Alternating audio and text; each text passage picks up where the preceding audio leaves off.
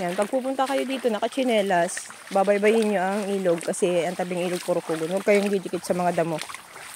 Kasi baka may ibang creature dyan, kagating kayo. Charot.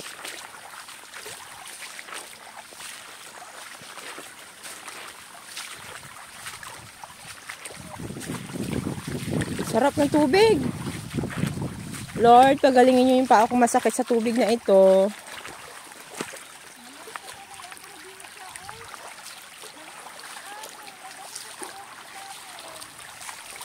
Ganito rin sa amin ang ilog, pero ito iba, malinaw to. Malinis ang tubig dito, pwede itong inumin.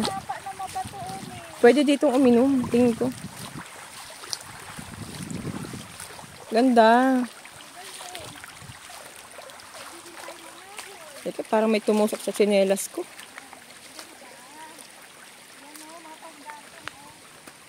Sa mga nagkakamping, pwede kayo kumuha ng kahoy para pang bonfire doon sa tabing ng dagat paggabi. O ayos, nagka-idea na kayo.